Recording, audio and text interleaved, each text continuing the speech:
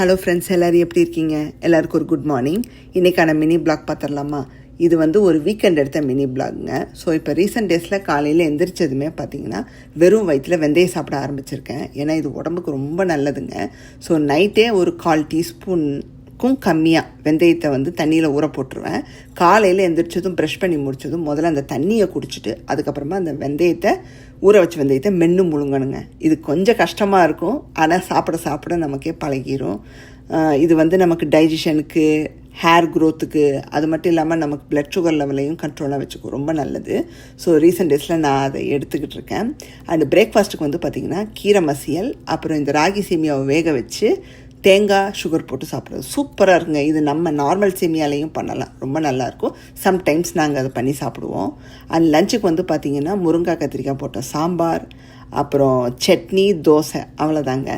இந்த ஊரில் நல்லெண்ணெயெல்லாம் ரொம்ப விலை அதிகங்க, $8 ஒரு பாட்டிலு. அதனால நாங்கள் பார்த்து தான் யூஸ் பண்ணுவோம். அப்புறம் லஞ்சை சூப்பராக முடிச்சுட்டு இப்போ வெளியே வந்திருக்கோங்க. இன்றைக்கி வெளியே பார்த்திங்கன்னா ஒரு வேலை எங்களுக்கு. இங்கே ஒரு மார்க்கெட்டுக்கு ஹோம் மார்க்கெட்டுன்னு.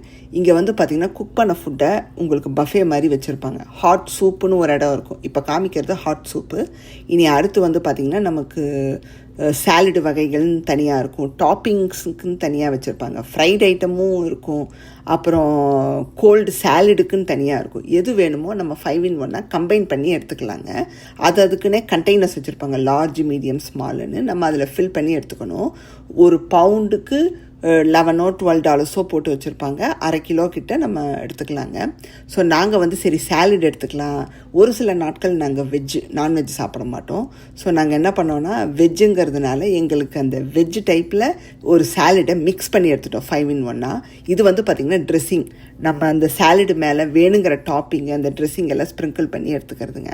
அவ்வளோ அழகாக வெட்டி வச்சுருந்தாங்க. அண்ட் ஒரு இடத்துல நம்மளோட கீரை சாம்பார் பார்த்துங்க, அழகாக பண்ணி வச்சுருந்தாங்க.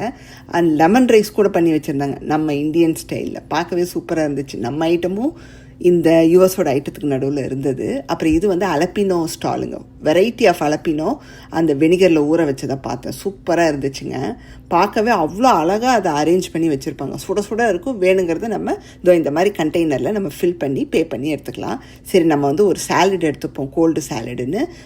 ப்ரோக்கோலி, அப்புறம் இந்த என்ன சொல்கிறதுங்க, பாஸ்தாவில் இந்த செரி டொமேட்டோ போட்டு சாஸில் கலந்து வச்சுருந்தாங்க, அதை எடுத்துக்கிட்டோம். அப்புறம் மஷ்ரூம்ஸ், ப்ரௌன் மஷ்ரூமை அழகாக சாட்டே பண்ணி வச்சுருந்தாங்க, அது.